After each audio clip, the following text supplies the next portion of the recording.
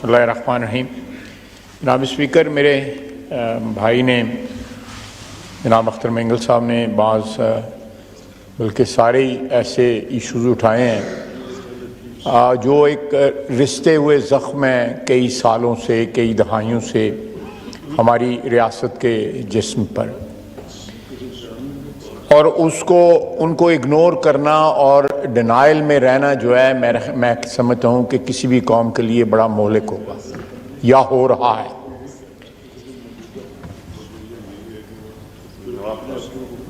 Order in the house, please. Order in the house, please. और बावजूद इस बात के कि माजी में कुछ ऐसे इक़दाम किए गए, पूरे ज़ोर शोर के साथ किए गए या हाफ हार्टेड किए गए, अगर मैं समझता हूँ कि उन तमाम इक़दामात को सिंसेरिटी के साथ जो है माजी के अंदर परसू किया जाता, उसमें मिलिट्री हुकूमतें भी रहीं, सिविलियन हुकूमतें भी रहीं, लेकिन जब ऐसे मामलात को जो है इग्नोर किया जाता है और उनका सियासी हल नहीं ढूंढा जाता, मैं सियासी हल के ऊपर जो है ना, order in the house please, सियासी हल पे मेरी गुजारिश होगी अपने मुअज़्ज़ज़ अराकीन से कि बड़ा इम्पॉर्टेंट मसला अख्तर मेंगल साहब ने उठाया है। मेरे लिए तो कम से कम जो उन्होंने बातें की हैं उनको तवज्जो दे के थोड़ा सा अपनी गुफ्तगू का गपशप का सिलसिला जो है 15-20 मिनट के लिए पोस्टपोन कर दें। बड़ा मसला, गंभीर मसला है, ये हमारी रियासत का मसला है, ये किसी फ़र्द वाहद का मसला या किसी एक कौम का मसला नहीं है, ये तब सारी पाकिस्तानी कौम का मसला है। जनाब डिप्टी स्पीकर, मैं इस बात पे बिल्कुल इंडोर्स करूँगा अपने भाई को, बल्कि अपनी तरफ से मैंने पहले भी ये बातें जो हैं इसी फ्लोर पे की हुई हैं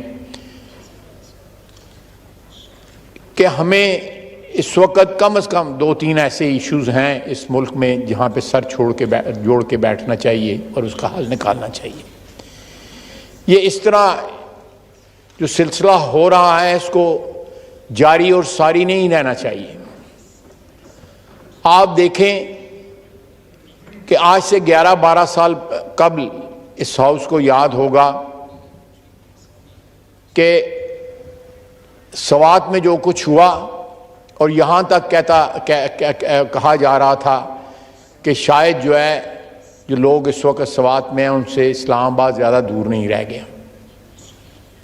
आज 12-13 साल के वक्फे के बाद वहाँ पे वही सिलसिला जो है हो सकता है उस वेलोसिटी के साथ या उस ग्रेविटी के साथ ना हो रहा हो, लेकिन हो रहा है। एक बात जो है वो खुशकुन है कि वहाँ के सवात के अवाम जो है वो बाज़ारों में निकल आए एहतजाज के लिए, बग़ैर किसी तफरीक के, बग़ैर किसी सियासी इख्तलाफ के, वो एक इशू पे इकट्ठे हो गए हैं। ये अच्छी बात है, जमहूरी माशरों में ऐसा होना चाहिए। हमारा माशरा जो है जमहूरी नहीं है, मुझे इस बात से तस्लीम करने से कोई हिचकिचाहट नहीं है।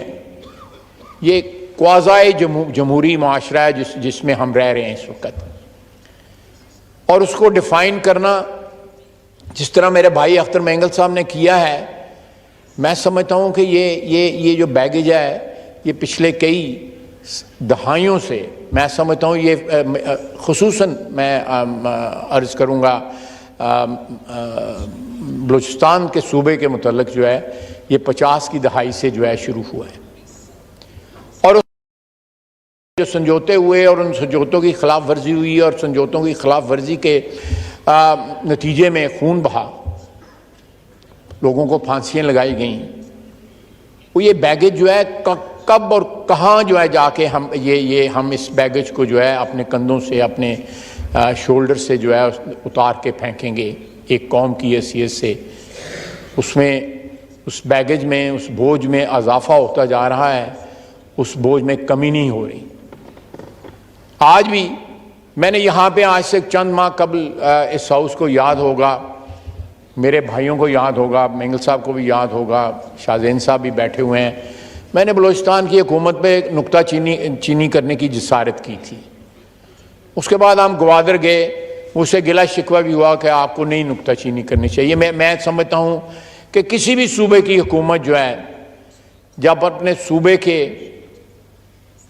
अवाम की जो ख्वाहिशात हैं, उनके जो जज्बात हैं, उनके जो ग्रीवेंसेस हैं, उनके जो दुख हैं, अगर वो शेयर नहीं कर सकती, चाहे वो पंजाब हो, सिंध हो, बलूचिस्तान हो, केपी हो या जीबी हो या आज़ाद जम्मू कश्मीर हो, तो मैं समझता हूँ कि उस सूबे की हुकूमत को जो है हाकमियत का हक बाकी नहीं रहता। यही हाल वफाक का भी है। इस वक्त जो है 3.25 करोड़ पाकिस्तानी जो है वो खुले आसमान के नीचे ज़िंदगी गुजार रहा है और उसको ये नहीं पता कि हमारी ज़िंदगी का आगे क्या कौन सा वर्क उल्टाया जाना है, या हमारी ज़िंदगी जो है वो हमें कहाँ ले जाएगी। ना उनके पास फसलें हैं, ज़मीन जो है ज़ेरे आब है, ना उनके पास घर है, सर पे छत नहीं है, सब कुछ तबाह हो गया है। इसी तरह एक लो इंटेंसिटी जो है इंसरक्शन जो है वो सूबा बलूचिस्तान में कई सालों से, कई दहाइयों से चल रही है। उसका सलूशन ढूंढा जा सकता है। उसका सलूशन जो है मैं इन मेरे भाइयों के पास है, इनसे बैठ के बात करनी चाहिए। ये हमें बताएंगे कि उसका क्या हल है। ये आज से नहीं, ये दोनों जो मेरे भाई बैठे हुए हैं, ये पिछली 3 नस्लों से जो है अपने सूबे की नुमाइंदगी किसी न किसी सूरत कर रहे हैं।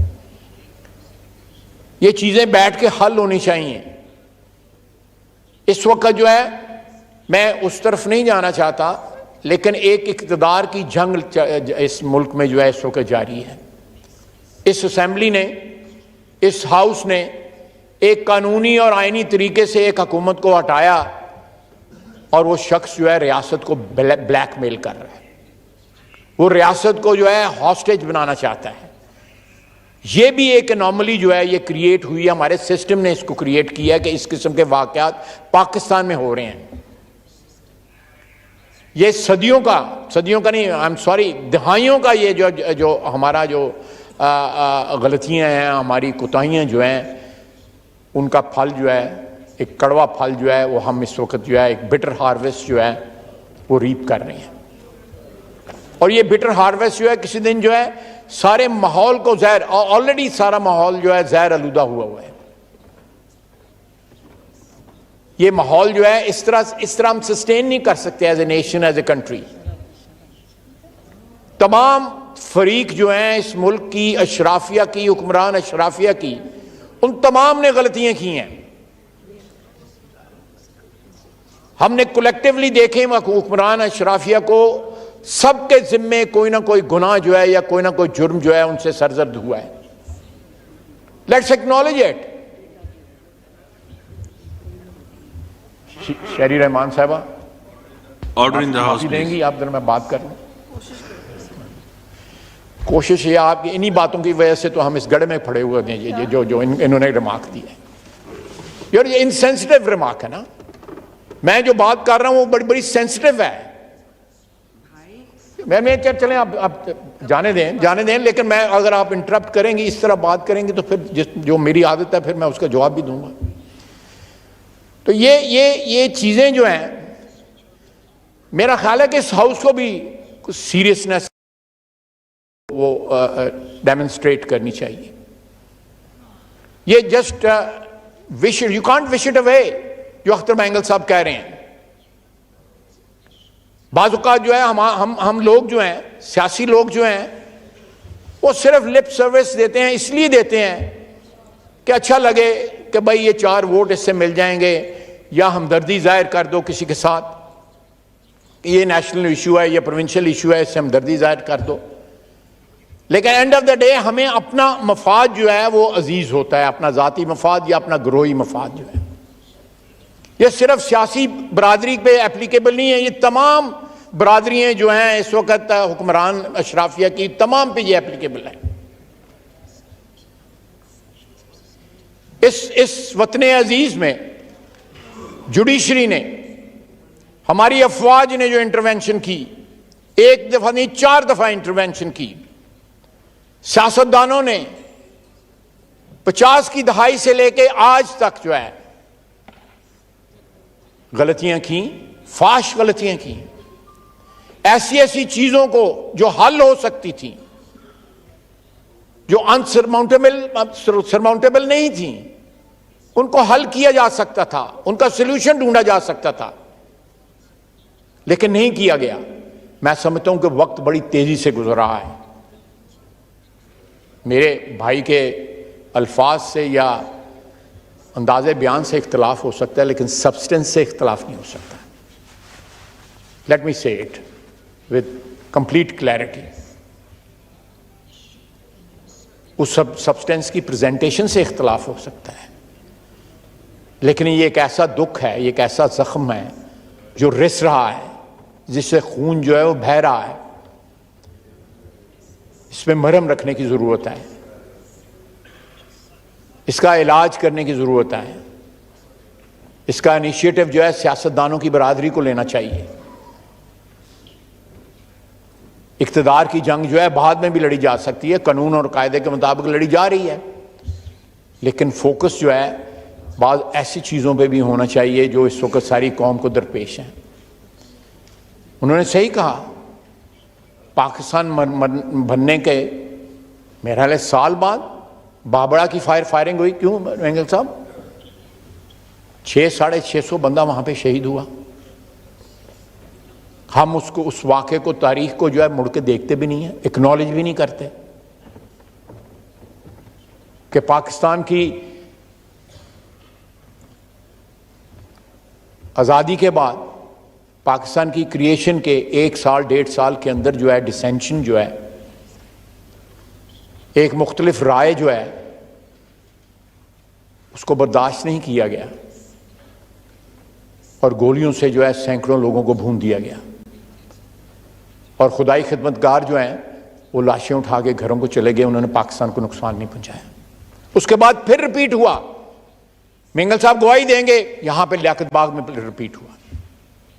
फिर लाशें उठा के दूसरे सूबों, छोटे सूबों के लोग यहां से चले गए लियाकत बाग से। मेंगल साहब मैं सही कह रहा हूं ना? फिर चले गए, उन्होंने पाकिस्तान को नुकसान नहीं पहुंचाया।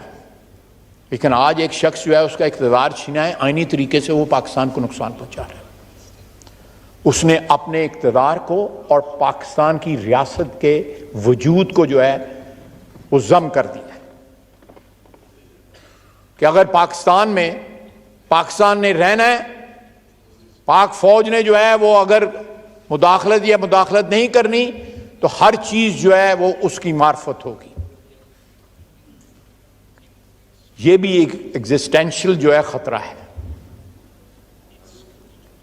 तो मैं अपनी पार्टी की तरफ से, इत्तेहाद की तरफ से, मेरा ख्याल है कि ये एक ऐसा मामला है कि सिक्योरिटी के मामला जो हैं उनको ट्रांजैक्शनल तरीके से उनका एक परमानेंट हल निकालना चाहिए। ये हम इसको माने या ना माने, हमारे पास ताकत जो है वो जो आइन हमें देता है वो पूरी है या नहीं है, लेकिन we can't live in denial. हमें इस मसले का सियासतदानों को, इस हाउस को, इस अदारे को, इस इंस्टीट्यूशन को, सबसे बड़ी हमारी ये लायबिलिटी है कि हम वफाक को जो है इकट्ठा रखें। जिन खदशात का इजहार किया गया अभी थोड़ी देर पहले मेरे भाई की तरफ से, वो खदशात रियल हैं, you can't wish them away. वो खदशात हैं, अगर आज नहीं तो कल जो आने वाली नस्ल जो है, डिप्टी स्पीकर साहब, आपकी नस्ल को दरपेश होंगे। They are already staring at us. इस तरह नहीं होगा। इस सारी कौम को, जिन लोगों को इज्जत और वकार और तौकीर दी गई है इस मुल्क की वजह से, इस कौम ने दी हुई है, तमाम अदारे उसमें शामिल हैं, उनका ये फर्ज बनता है कि वो इन प्रॉब्लम्स का जो हमें, हमारे वजूद को दरपेश हैं, रियासत के वजूद को दरपेश हैं, उनका हल ढूंढा जाए, जितनी जल्दी हो सकता है ढूंढा जाए। जो इस वक्त हो रहा है सवात में या दूसरे इलाकों में, वो आग जो है मेरे दामन को भी पकड़ सकती है या मेरे दामन तक भी पहुंच सकती है, सबके दामन तक पहुंच सकती है। ये वो नहीं है कि मशरकी पाकिस्तान 1100 मील दूर था तो वहाँ जो कुछ हुआ उसका जो है हमारे यहाँ पे, ये भी लोगों की सोच थी उस वक़्त कि क्या फ़र्क पड़ता है। लेकिन ये चारों इस वक़्त जो इस सकाई का जिसका नाम पाकिस्तान है उसके हिस्से हैं, हमारी सरहदें मिलती हैं, हम एक कौम हैं, हम उस तरह ला ताल्लुक़ नहीं रह सकते। उस ला ताल्लुक़ी की वजह से हमारा मुल्क जो है 2 टुकड़े हो गया। खुदा न खास्ता हमारी इस बेरुखी और बेतवज्जो की वजह तवज्जो के अदम तवज्जो की वजह से कल फिर हमारे कोई ऐसे हालात ना हो जाएं या ऐसे हालात हमें दरपेश ना हों जिनमें मुल्क की वहदत को जो है ख़तरा हो। पेशतर इसके मैं आपकी वसासत से, चेयर की वसासत से, इस इत्तेहाद की वसासत से जो इस वक्त हुक्मरान है, मेरा ख्याल है कि एक ऐसा सब्जेक्ट है जो प्राइम मिनिस्टर साहब को एट द हाईएस्ट लेवल जो है इसका कोई हल ढूंढा जाना चाहिए। मेरा चंद दिन पहले एक मीटिंग भी हुई थी इस सिलसिले में, लेकिन वो मीटिंग जो है वो फोकस थी केपी के जो नॉर्थ में जो कुछ हो रहा है उसके ऊपर फोकस थी। लेकिन ये सिर्फ एक जगह से ब्लीड नहीं कर रही रियासत, और भी बहुत सी जगह जहाँ से रियासत ब्लीड कर रही है। तो वक्त है कि हम इस जख्मों पे मरहम रखें। वमा अलैना इल्लल बलाग। जी रियाज हुसैन पीरज़ादा साहब। YouTube पर गुगली टीवी देखने के लिए youtube.com की सर्च बार में गुगली टीवी टाइप करें। गुगली टीवी के पेज पर सुर्ख रंग के सब्सक्रिप्शन वाले बटन पर क्लिक करना ना भूलिए। YouTube पर अपलोड होने वाली वीडियो से बाखबर रहने के लिए बेल आइकॉन पर क्लिक कीजिए। आपको हर नई आने वाली वीडियो के बारे में नोटिफिकेशन मौसूल हो जाएगा।